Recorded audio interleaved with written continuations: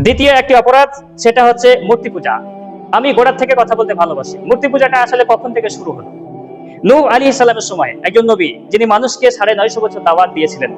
এই নূহ আলাইহিস সালামের সময় 5 জন ব্যক্তি ছিল, যারা ছিল খুবই আল্লাহওয়ালা। আল্লাহ তাআলা কোরআনুল কারীমে উল্লেখ করেছেন, সূরা নূহ চ্যাপ্টার 71 ভার্স নাম্বার 23। আল্লাহ বলেছেন যে তাদের ভিতরে 5 জন আল্লাহওয়ালা ব্যক্তি ছিল, যাদের নাম হচ্ছে সুয়াদ, ওয়াদ, ইয়াগুস, ইয়াউখ এবং হচ্ছে নাসফ। এই 5 জন ব্যক্তি তারা ছিল খুবই আল্লাহওয়ালা। এই আল্লাহওয়ালা ব্যক্তিগুলো যখন মারা গেল, তখন তাদের পরে যে জেনারেশন এলো, এই জেনারেশনকে শয়তান ওয়াসওয়াসা দিতে থাকলো। শয়তান বলল যে তারা তো খুবই আল্লাহওয়ালা ছিল, তোমরা তো তাদেরকে অনুসরণ করতা।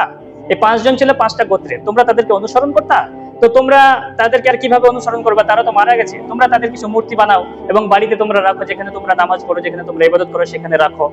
এরপরে তারা তো ভাবলো যে হ্যাঁ, এটা তো ভালো কাজ, যে আমরা যাদেরকে ভালোবাসতাম তারা তো আমাদের মধ্যে থেকে বিদায় নিয়েছে, তাদের মূর্তিগুলোকে দেখে আমরা তাদেরকে অনুসরণ করব বা তাদেরকে আমরা স্মরণ করব। এর পরবর্তী জেনারেশনটা যখন মারা গেল, তাদের বাড়িতে যে মূর্তিগুলো আছে, পরবর্তী জেনারেশনটাকে শয়তান ওয়াসওয়াসা দিতে থাকলো যে দেখো, তোমাদের পূর্বপুরুষরা এদের পূজা করতে, 5 জনের পূজা করতে, এদের মূর্তি তারা বানিয়ে রেখেছে, তোমাদের পূর্বপুরুষরা, তোমরাও এদের পূজা করো। এভাবে মূলত মূর্তি পূজার উদ্ভবটা ঘটে। তো এইভাবেই মূর্তি পূজা এই পৃথিবীতে শুরু হয়। তাহলে এটা হচ্ছে মূর্তি পূজার ইতিহাস, এবং এই মূর্তি পূজাটা হচ্ছে আল্লাহর দৃষ্টিতে পাপ। আপনি দেখেন আমাদের ভারতবর্ষে বা পৃথিবীর বিভিন্ন জায়গায় মূর্তি পূজাটা কোনো অপরাধ, মূর্তি পূজাটা কোনো পাপ নয়, কিন্তু আল্লাহর আইনে, আল্লাহর বিধানে এই মূর্তি পূজাটা হচ্ছে অপরাধ, মূর্তি পূজাটা হচ্ছে পাপ। তাহলে আমি যেটা বলছিলাম সেটা হচ্ছে যে রাষ্ট্রের আইনে যদি সেটা অপরাধ নাও হয়, তাহলে আপনাকে কোন দিকে, যদি আপনি কোনো একটা ভালো বিষয় চালু করেন, তাহলে পরে যেমন কিয়ামত পর্যন্ত নেকি পেতে থাকবেন, খারাপ যদি আপনি একটা কিছু চালু করেন, তাহলে পরে তার পাপও আপনাকে কিয়ামত পর্যন্ত ভোগ করতে হবে। এর জন্য আমাদেরকে কিছু ভালো কাজ করতে হবে, যেটা থেকে আমরা প্যাসিভ ইনকাম সেটা আমরা পেতে পারি।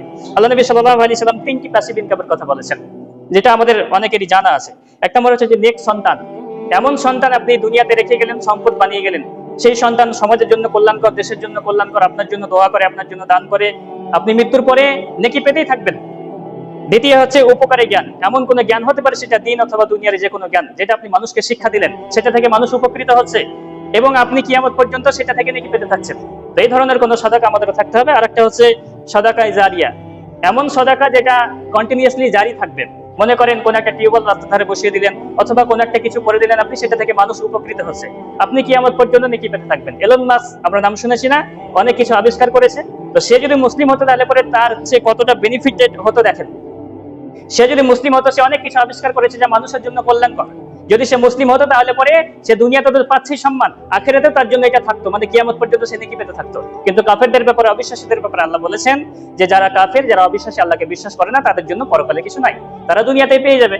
তাহলে পরে ভালো কাজ আমাদেরকে চালু করতে হবে।